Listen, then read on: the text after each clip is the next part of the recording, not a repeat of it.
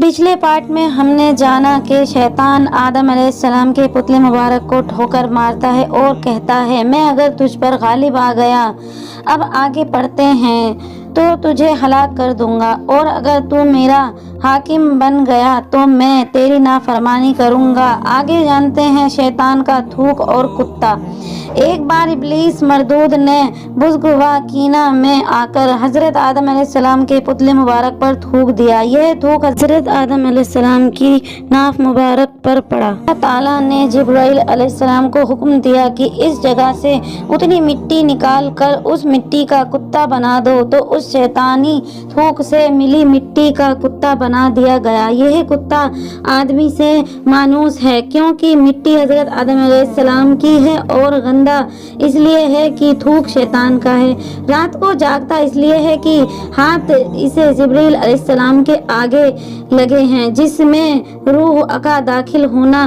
जब वह मिट्टी मजबूत हो गई और सूख कर ठीकरे की तरह आवाज करने लगी, और जब आदम अलैहिस्सलाम का पुतला पक्का हो गया तो अल्लाह ताला ने इसमें रूह फूंकने का इरादा फरमाया। अल्लाह ताला ने हुक्म दिया कि जैसे ही मैं आदम अलैहिस्सलाम में रूह फूंकूं, तुम सब सजदा करना। ये सजदाए ताज़ीम था। इस सजदे का हुक्म अल्लाह ताला ने इसलिए दिया कि सबको पता चल जाए कि आदम अलैहिस्सलाम की हैसियत फरिश्तों और जिन्नों से ज़्यादा है। जब रूह फूंकी तो रूह सर में दाखिल हुई और आदम अलैहिस्सलाम को छींक आई, तो फरिश्तों ने कहा कि आप कहिए अल्हम्दुलिल्लाह, यानी तमाम तारीफ और शुक्र अल्लाह ही के लिए है। बेशक इस पर अल्लाह ताला ने फरमाया, रहमत का रब्बुक, तुझ पर तेरा रब रहम फरमाए।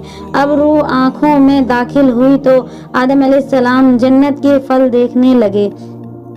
जब रूह पेट में गई तो उन्हें भूख महसूस हुई।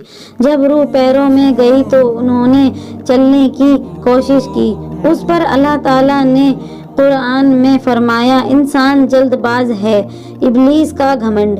जैसे ही अल्लाह ताला ने रूह फूंकी तो सारे फरिश्तों ने सजदा किया सिवाय इब्लीस के। उसने अल्लाह की नाफरमानी की और सजदा नहीं किया। अस्तगफिरुल्लाह। इब्लीस एक नेक और बुजुर्ग जिन्न था। उसने कभी अल्लाह ताला की नाफरमानी नहीं की थी। वो बहुत इबादत गुजार था, इसलिए उसका मर्तबा फरिश्तों में बुलंद था। इसी बात का उसे बहुत गुरूर हो गया था, और इसी गुरूर में अंधा होकर उसने अल्लाह के हुक्म को भी मानने से इनकार कर दिया। अस्तगफिरुल्लाह। अल्लाह ताला ने उससे पूछा, ए इब्लीस, तुझे किस चीज़ ने सजदा करने से रोका? कहने लगा, मैं उससे बेहतर हूँ। तूने आदम को मिट्टी से पैदा किया और मुझे आग से। अल्लाह ताला ने कहा, निकल जा यहाँ से, तुझे हक नहीं कि जन्नत में रहकर तकब्बुर करे। इब्लीस कहने लगा, ए अल्लाह, मुझे क़यामत तक की मोहलत दे कि मैं जिंदा रहूं। तो अल्लाह ताला ने उसे मोहलत दे दी। जब मोहलत मिल गई तो अपनी गलती मानने की बजाय अल्लाह ताला से कहने लगा कि मैं कसम खाता हूँ, मैं आदम की औलाद को गुमराह करूँगा।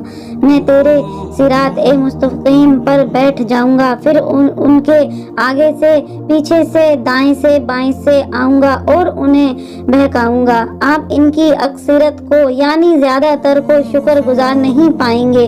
मैं इंसानों के गुनाहों को उनके लिए खूबसूरत बना दूंगा, सिवाय तेरे मुखलिस बंदों के वो मेरे बहकावे में नहीं आएंगे। इस पर अल्लाह ताला ने उससे कहा, तू निकल जा यहाँ से। आदम की औलाद में से जो तेरा कहा मानेंगे और तेरे साथ चलेंगे, मैं तुझे और उनको सबको जहन्नम से भर दूंगा। जो गुमराह होंगे, तेरी पैरवी करेंगे यानी तेरे कदमों पर चलेंगे, उनके वादे की जगह जहन्नम होगी, लेकिन मेरे मुखलिस बंदों पर तेरा जोर नहीं चलेगा। अल्लाह ताला के इल्म और हिकमत का भी यही तकाजा था कि औलाद आदम की आजमाइश की जाए। आगे की कहानी हम अगले पार्ट में सुनाएंगे।